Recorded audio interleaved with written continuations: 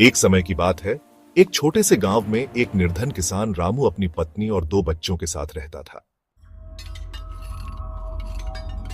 रामू दिन रात खेतों में मेहनत करता, लेकिन फिर भी उसकी आर्थिक स्थिति बहुत खराब थी। उसकी पत्नी हमेशा भगवान से प्रार्थना करती कि उनके जीवन में सुख और समृद्धि आए। एक दिन रामू जंगल से लकड़ियां लेने गया। चलते चलते वह बहुत थक गया और एक पेड़ के नीचे आराम करने बैठा।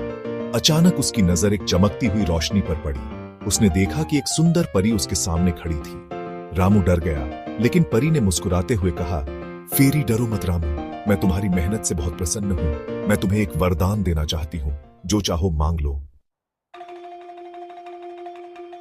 रामू ने सोचा और कहा, रामू, मुझे ऐसा खेत चाहिए जिसमें फसल कभी खराब ना हो और हर मौसम में अच्छी उपज दे।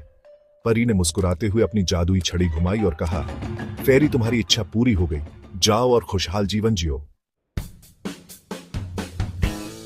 रामू घर लौटा और अपनी पत्नी को सारी बात बताई।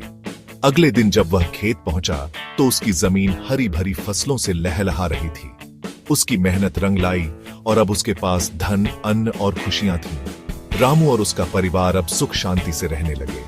उन्होंने अपनी संपत्ति का एक हिस्सा गरीबों की मदद में भी लगाया। परी के वरदान ने उनकी जिंदगी बदल दी, लेकिन रामू ने कभी मेहनत करना नहीं छोड़ा। यही कारण था कि उनका जीवन हमेशा खुशहाल रहा।